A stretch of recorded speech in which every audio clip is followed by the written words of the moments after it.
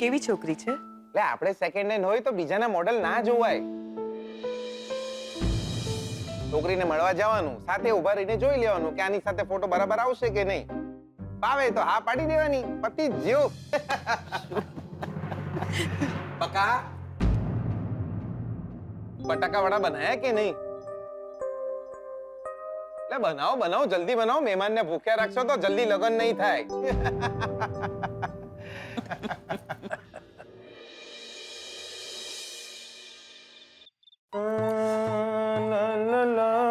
આસ્તે દીકરા આસ્તે. ઓ માસી 2 મિનિટ મોઢું સીધું રાખો ને યાર.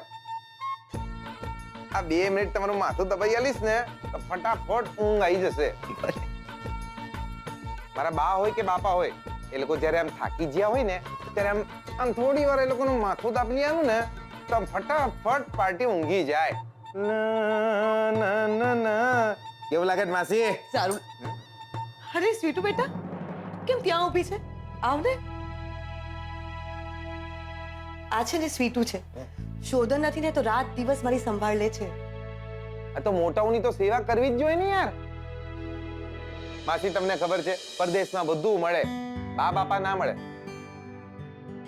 જીગર અહીંયા હતો ને ત્યારે મને એમ લાગતું કે મારે એક નહીં બે દીકરાઓ છે, જીગર અને શોધન.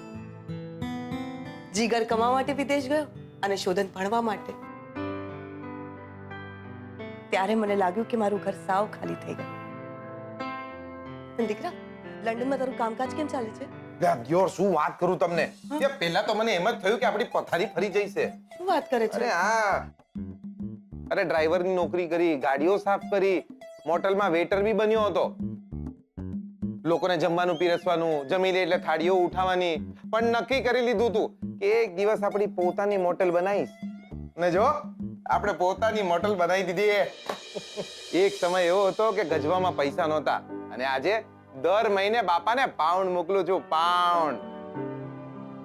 અને બાપાને કહી દીધું છે, ડિયોર તમે ચિંતા નહીં કરો, એટલે મોજ કરો ને યાર. ક્યારેક રડવું પણ આવતું હશે ને? હોય કઈ માસી, 5મા ધોરણમાં સાયકલ પરથી પડ્યો હતો ને ત્યારે છેલ્લી વાર રડેલો.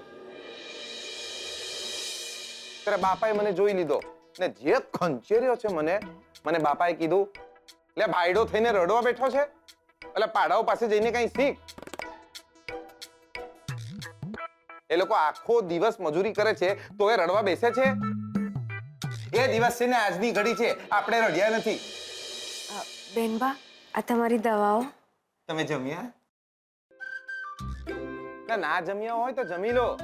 આ માસીને દવા હું આલી દઈશ હો. ભલે.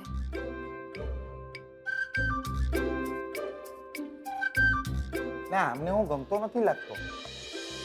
માઈ બી નથી હાલતા યાર. તમે મોઢું સીધું રાખો ને યાર. સુધી જીગરનો ફોન છે. તને યાદ છે મેં તને કહ્યું હતું કે મારો એક ફ્રેન્ડ છે, ચડી બડી ફ્રેન્ડ. હા. હેલો શોધન, મારા દોસ્ત, મારા ભાઈબંધ, મારા લાલિયા. અરે ક્યાં છે તું અલ્યા? તું ગઈકાલે ઘરે આવવાનો હતો ને? હું તારા ઘરે બેઠો છું તારી રાહ જોઈને. તું ઇન્ડિયામાં છે? અલ્યા આઈએ ગયો ને બટાકા વડા ઝાપટીએ લીધા. તું મારા હાથમાં આય એકવાર, તારો વરઘોડો કાઢું છું. લે મને કયા વિના તું હનીમૂન પર જતો રહ્યો? ઓ વેઇટ. હનીમૂન ઉપર નથી આવ્યો. ઓકે, મુંબઈ મારા કામથી આવ્યો અને શ્રુતિને લગ્નની શોપિંગ કરવું હતું તો બસ સાથે આવ્યા છીએ. એટલે હનીમૂનનો ખર્ચો પછી અલગથી કરવાનો છે? તું બિલકુલ નહીં સુધર્યા. તું એ બધું મેલ કે દિયોર. મને એક વાત કે, તું વડોદરા ક્યારે આવવાનો છે? અરે હું વડોદરા આવવાનો જ હતો, બટ અચાનક એક ઇમ્પોર્ટન્ટ મીટિંગ આવી ગઈ. મારે ફ્લાઇટની ટિકિટ પણ કેન્સલ કરાવવી પડી અને હું ઘરે ફોન કરવાનો જ હતો ને ત્યાં તારો ફોન આવ્યો. અલ્યા એટલે તું ઘરે આવવાનો છે કે નહીં? હા આવવાનો છું, બટ જો ને 2 થી 3 દિવસ જેવું થશે મને. લાયો તું બાકી. ઠીક છે, ચાલ તો મળીએ પછી. ભાભીને વાલી કરજે. અને સાંભળ, બચ્ચન સાહેબ મળે તો જીગલાની યાદ આપજે. ઓકે. નહીં શ્યોર. બચ્ચન સાહેબના ઘરે જઈને હું કહીશ કે જીગરે તમને યાદ આપી છે. બરાબર? હા મળીએ. अब बिल्कुल नहीं बदला है। चल, જીગર આત્મારામ પટેલ એની બુનને બધા લાઈફમાં જલસા કરે છે, તું જ રહી ગયો છે એકલો. દાદાજી તમને બોલાવે છે. બકા, પાર્ટી એટલી વહેલી જાગી ગઈ? ડોહાને કોઈ સમજાવો કે એટલા વહેલા ન જાગે. ચા નાસ્તા કર્યા કે નહીં? બાકી ગઈકાલે બટાકા વડા જોરદાર બનાયા હતા. તમે મૂળ કયા ગામના? હું મેહાણાનો. તમે લંડન આયા છો કોઈ દાડો? આ વખતે આવો ને તો મને કહેજો. લાઈફમાં થોડું હસવાનું રાખો જ યાર તમે.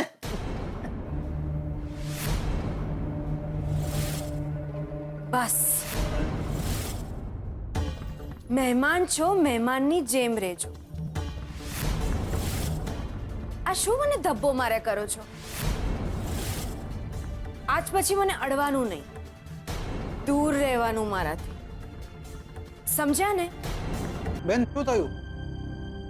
એ ગમે ત્યારે અહીંયા આવશે અને મને જોઈ ગયા તો અધૂરામાં પૂરું મહેમાન આવી ગયા છે. હવે હું કેમ કહું કે મારે જવું છે?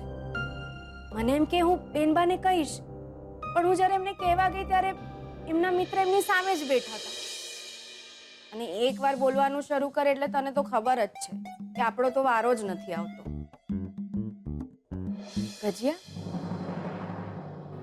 એ કેવા છે? બોલે છે બહુ, પણ બહુ સારા માણસ છે. આ શોધનભાઈ વિદેશ ગયા હતા ને તો શરૂઆતમાં આ જીગરભાઈને ત્યાં જ રોકાયા હતા. મહેનત મજૂરી બહુ કરે છે, પણ પૈસા કમાઈને તો મા બાપુને જ મોકલાવે છે. અને મારા જેવા માણસ માટે બી કંઈક ના કંઈક મોકલાવ્યા રાખે છે. ક્યારેક ક્યારેક મને પૈસા પણ આપે છે બેન, અને મને કે તું તારે મોજમાં રહે. એ ક્યારે આવવાના છે?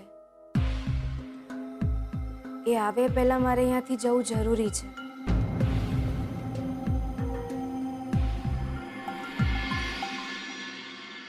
સાચે ચાલ્યા જશો? હા ભાઈ, એ મુંબઈથી આવે એ પહેલા હું ચાલી જઈશ. એક વાત કહું બેન, ખોટું ના લગાડતા મારું. હું સાવ અડબંગ છું, પણ તમને કોઈ દિવસ એવું ના થાય કે આ ઘર તમારું છે? લગ્ન કર્યા છે બેન તમે, તમને એવું મન ના થાય કે તમે નાના શેઠ સાથે રહો? બસ કર ગજિયા, એવું વિચારવું પણ પાપ છે, પાપ. લગ્ન કર્યા છે તમે, નાના શેઠ તમારા વર તો ખરા ને? મિત્ર મને બચાવવા માટે લગ્ન કર્યા હતા. એમને તો માત્ર શ્રુતિબેન પસંદ છે. બસ એ શ્રુતિબેન સાથે રાજી રહે, બીજું શું જોઈએ? સારા લાગે છે એકબીજા સાથે. સારા તો તમે લાગશો, જોડે ઊભા રહેશો તો. એવું ના બોલીશ ગજી, એવું ના બોલીશ. કૃષ્ણ ભગવાન શ્યામ હતા અને રાધાજી ગોરા, એ બંને એકબીજા સાથે હોય તો કેવા સરસ લાગે છે. ન હું ભગવાન છું ને એ, અમે તો બસ માટીના માણસો. એ લોકો આવે ને પહેલા મારે ચાલ્યા જવાનું છે. મારા લીધે એમને કોઈ તકલીફ ના થવી જોઈએ, ના એમને ને ના શ્રુતિબેન. શ્રુતિબેનને ખબર પડશે ને તો સગાઈ તોડી નાખશે. ભીજોડ સાથે કઈ છોકરી લગ્ન કરે? બસ કર ગજિયા, બસ કર. આવું વિચારવું પણ પાપ છે. શ્રુતિબેનની આંખમાં હું આંસુ નથી જોઈ શકતી અને તું સગાઈ ફૂટ થવાની વાત કરે છે. યાદ રાખજે, ગજિયા, તે મને વચન આપ્યું છે તું કોઈને નહીં કહે કે હું કોણ હતી. યાદ છે ને તને? તે વચન આપ્યું છે ને મને. હા હા, હું કોઈને નહીં કહું. પણ એક વાત કહું છું બેન, બને તો તમે તમારા ઘરે જતા રહેશો. આપણા જેવા માણસનું એકવાર ઘર ખોવાઈ જાય ને તો એને આખી જિંદગી રઝળવું પડે છે. ક્યાં જઉં હું? મારું કયું ઘર? મારા પોતાના માટે તો હું મરી ગઈ છું. પતાવી દીધો કેસ લક્ષ્મીનો.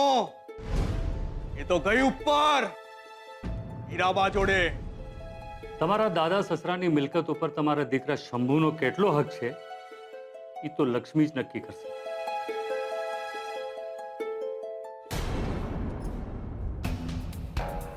આ બધી મિલકત કોની? એટલે એટલે તમારા દાદાજી આ બધી મિલકત લક્ષ્મીના નામે લખીને ગયા છે, અને હવે જો લક્ષ્મી નથી તો આ મિલકત કોની? આપણી જ. આપણી તો ત્યારે થાય ને જ્યારે બધાને ખબર પડે કે હવે લક્ષ્મી નથી રહી, અને વકીલ આવીને આ મિલકત આપણા નામે કરે. પણ લક્ષ્મી મરી ગઈ છે એ વાતની તો કોઈને ખબર જ નથી. એક તું કહેવા શું માંગે છે? હું કહેવા માંગુ છું કે તમારા બાપુ વકીલ પાસે જઈને આ મિલકત પોતાના નામે લખાવે એ પહેલા તમે જ વકીલ પાસે જઈને તમારા નામે લખાવી દો. સુજાતા, તને ભાન પડે છે તું શું?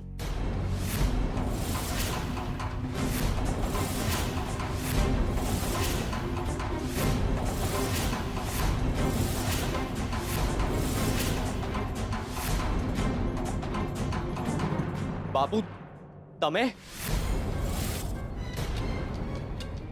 ના બાપુ, બાપુ સુજાતા એટલે કે બાપુ આ બધી મિલકત તમારા નામે જ રહેશે. તમારી જ છે બાપુ. સુજાતા વહુને લાફો માર.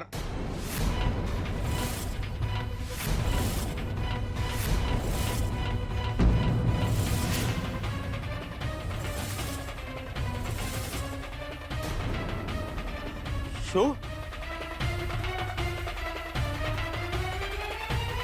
બાપુ શું બોલ્યા?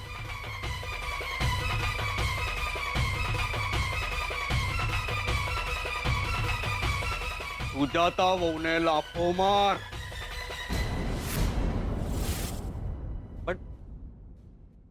પણ બાપુ મારી વાત તો 11 કરોડની વસિયત છે આ, અને આટલા રૂપિયા માટે હું મારી માં અને મારી ભાણીનો નથી થયો.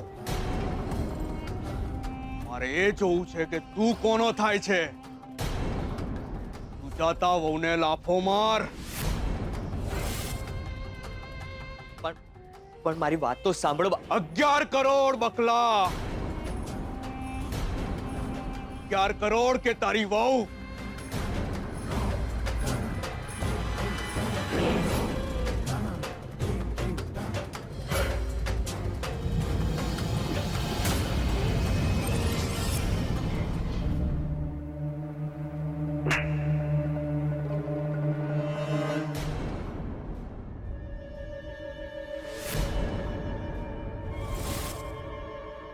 જોયું સુજાતા વહુ? કોણ કોનું છે? મારે વસિયત નથી જોઈતી સસરાજી. મને મારા શંભુની ચિંતા છે. જે ઘરમાં બાપ દીકરાનો ના થાય, વર વહુનો ના થાય, એ ઘરમાં જીવીને શું કરવું? અને આ મિલકત તમારી પણ નથી, એ વાત યાદ રાખજો. સુજાતા વહુ! મને મારા છોકરાની ચિંતા મારી જાત કરતાંય વધારે છે. એના હાલ કાલે ઉઠીને લક્ષ્મી જેવા થયા તો હું તો જીવતે જીવત મરી જઈશ. સમજાવ સમજાવ આ તારી વહુને. તું મારા બાપુ સામે બોલે છે? આ ઘરમાં રહીને મારી સામે નથી રહેવું મારે આ ઘરમાં. હું અત્યારે જ મારા પિયર જઈ રહી છું. હીરાબાને મરે 13 દિવસ થઈ ગયા. હાલો 50 રૂપિયા અને આ 1 રૂપિયો રોકડો, પૂરા 51 રૂપિયા. ધામધૂમથી વિધિ કરો તમ તારે. બતાવી દીધો કેસ લક્ષ્મીનો. એ તો ગઈ ઉપર હીરાબા જોડે. સુજાતા વહુને લાફો માર. તું તો એ જ ગુંડો છે ને જેણે લક્ષ્મીને પૈસા લઈને મારી નાખી. મારા સસરાએ પૈસા આપ્યા હતા ને તને. તું ગુંડો, મારા સસરા બદમાશ, અને મારા પતિ પૈસા માટે મારા પર હાથ ઉપાડનાર. તું ગુંડો, મારા સસરા બદમાશ, અને મારા પતિ પૈસા માટે મારા પર હાથ ઉપાડનાર. આમ નહીં જો મારી સામે, નહીં જો મારી સામે. ડરીશ નહીં. તારાથી વધારે કપટી લોકો સાથે રહું છું. પૈસા માટે મારી નાખશો લોકોને. હીરાબાનો જીવ લીધો, લક્ષ્મીનો જીવ લીધો, અને હવે મારા અને મારા દીકરાનું જીવતર બરબાદ કરવા બેઠા છો તમે લોકો. મારા સસરા, મારા પતિ અને તું રાક્ષસ છો, રાક્ષસ. કોઈનો પણ જીવ લઈ લો પૈસા માટે. ગુંડા, બદમાશ.